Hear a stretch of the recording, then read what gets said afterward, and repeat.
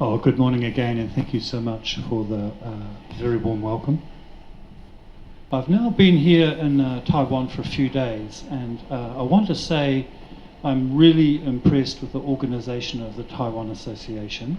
They have made sure that I've been able to meet other social workers, see parts of the city, learn about social work in Taiwan, and my heart is completely full with the skill and the love that they have shown their profession and the international guests. I also want to comment, I was invited here to talk about sustainable social work.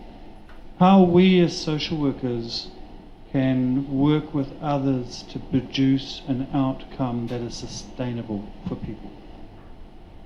And I will, and we will talk about this. But I also want to say that you can teach the international profession. On this visit that was just mentioned, when we went to see some social work with an indigenous tribe in the mountains, we saw social workers working alongside the community, helping them to build businesses that they now run, helping them to invest money in future generations. This is sustainable social work. So yesterday some of us had the opportunity to have a workshop and look at different examples from across the world of sustainable social work. And today in this short keynote address we're going to look at how the social work profession has developed its vision for impacting upon the world, a vision for a new eco-social world, and how we as social workers can contribute to this.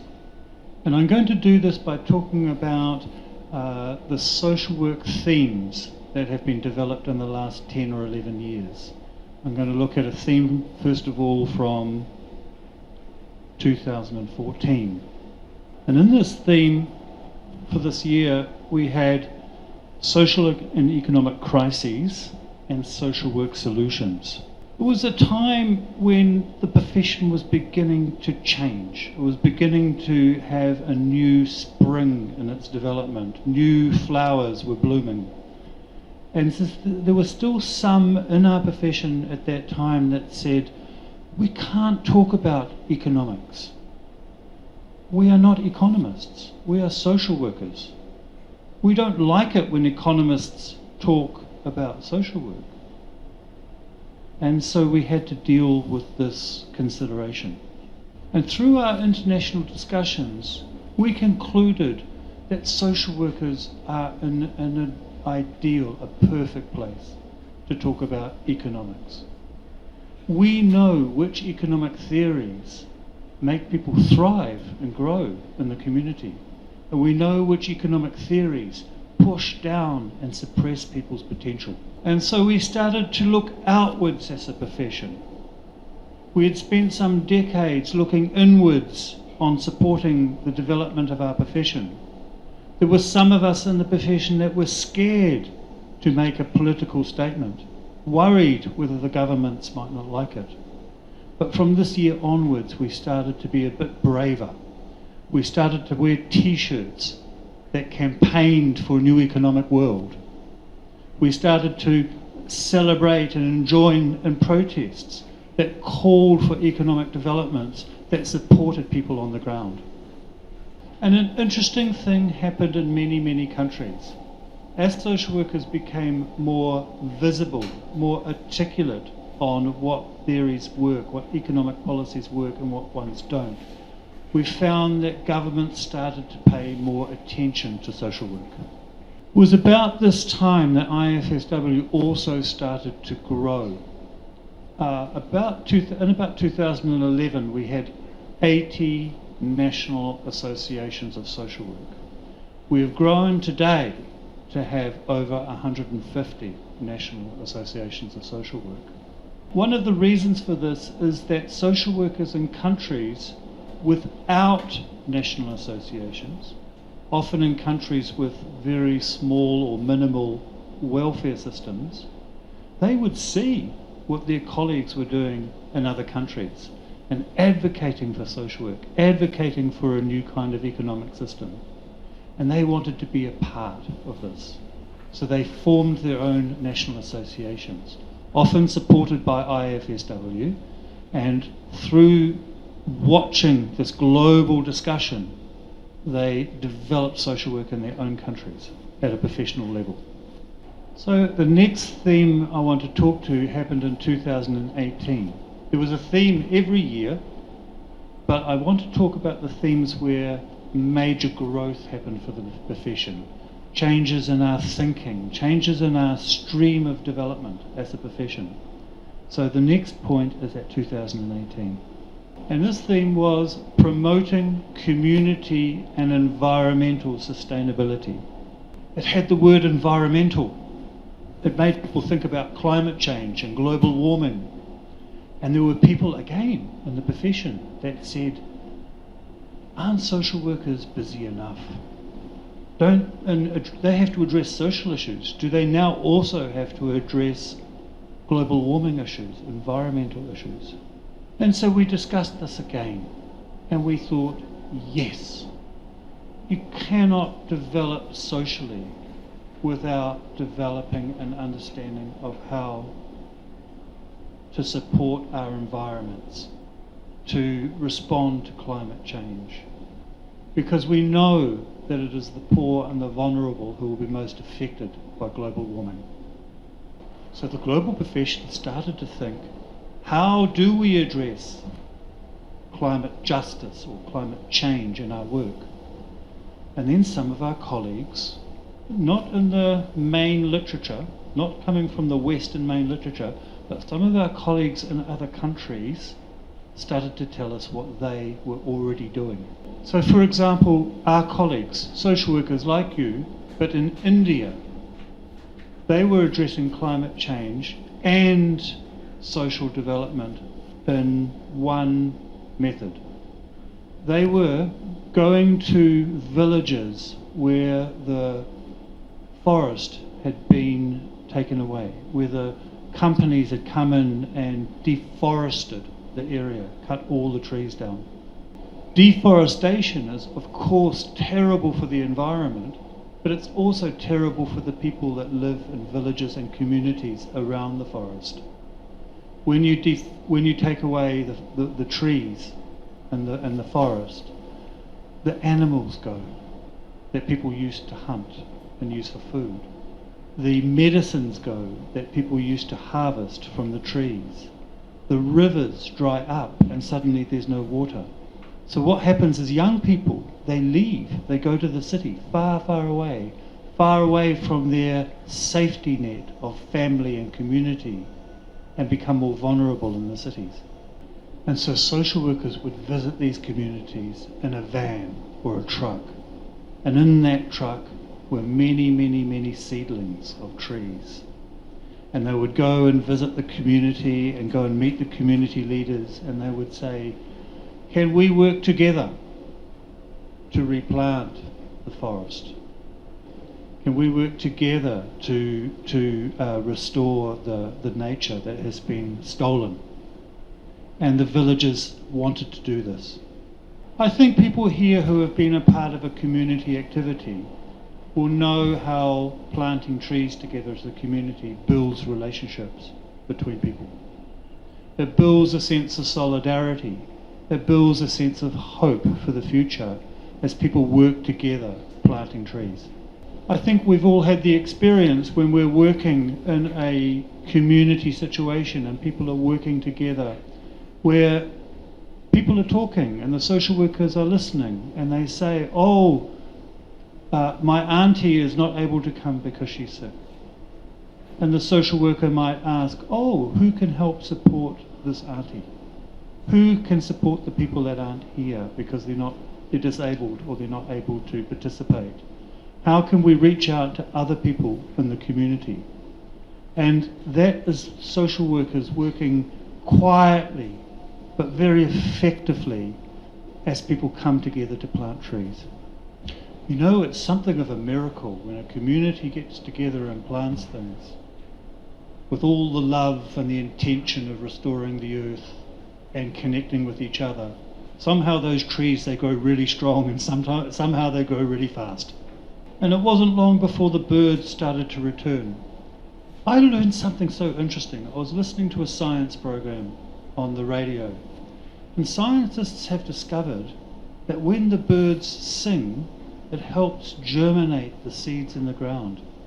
Somehow the seeds in the ground react to the vibration of the birds singing, and they go stronger and more quickly than if there were no birds. Birds came, rivers started to flow again, people planted particular trees for medication, trees to bring animals back, and people had a sense of hope for the future, and young people started to come back to the villages. Do you know, it was amazing because when we heard these stories internationally from India, social workers in the United States of America started to form the same practice and work with communities, working with people in rural situations where there had been deforesting, and they had the same result. Social workers in many countries started to use this practice. So suddenly, as a social worker, we didn't just have the skills of relating to other people and relating to clients, we had to learn also how to plant trees. Before I leave this poster, do you like it? I think it's beautiful. It represents diversity and power and movement. This is not a social work theme poster, but I want to go back to 2015-16 because I want to describe something that was also happening in social work, which has also had a big impact on the social work vision and social work knowledge. And this is from Costa Rica, and a few of us were in a workshop yesterday where we described this. So I'm just going to quickly describe it again because it's such an important example in social work. This is a photo actually of a mural painted on a wall and a woman walking past, and depicting recycling, nature, and happy family situations. And what happened here was that for many, many, many years, Costa Rica was a country which had 36% people living in absolute poverty. 36% of the population lived in what the United Nations described as absolute poverty, living on less than $2 a day. The social workers in Costa Rica weren't happy with this. Year after year, the World Bank and other institutions would fund Costa Rica to give this huge population a very small amount of cash. But nothing changed. The dynamics of poverty didn't change.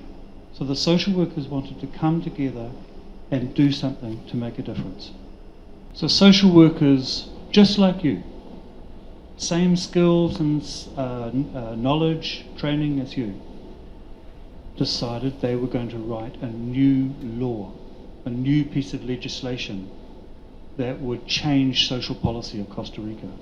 They drafted a piece of legislation that was voted in and supported by the Parliament. It was called a Bridge to Development. In this legislation, it required 5 government departments to work together. The Department of Social Welfare, the Department of Education, the Department of Health, the Department of Police, and the Department of Business Development and Innovation. And I don't know what it's like here in Taiwan, but in most countries I've visited, the government departments, they don't work so easily together in supporting people's change. And that's such a problem for social workers because we think holistically. We understand that you can't separate development from education, from economic development and so on. So we think this legislation drafted by social workers was so important.